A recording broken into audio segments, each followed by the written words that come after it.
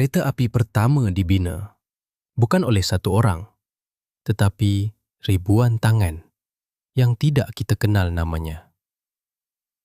Semuanya bermula di pelabuhan. Pada akhir abad ke-19, buruh dibawa masuk ke tanah Melayu, terutamanya dari India Selatan melalui sistem kontrak.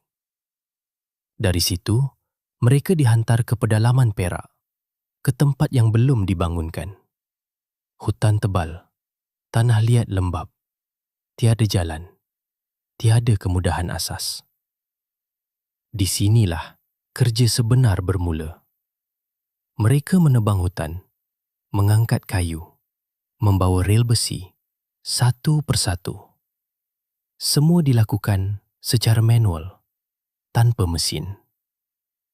Apabila hujan turun, tanah menjadi licin. Langkah menjadi berat, namun kerja tidak berhenti. Penyakit seperti malaria mudah merebak. Ada yang jatuh sakit dan tidak mampu bekerja. Yang lain terus menggantikan. Tenaga kerja disusun secara sistematik. Pekerja India sebagai tenaga utama.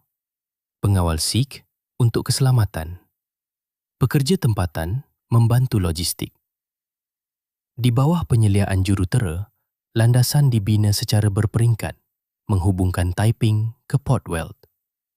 Tujuannya jelas, mengangkut biji timah dengan lebih cepat dan konsisten.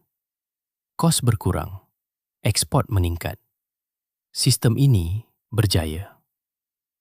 Namun, di sebalik semua ini, ada satu perkara yang tidak berubah. Landasan ini tidak dibina oleh mesin.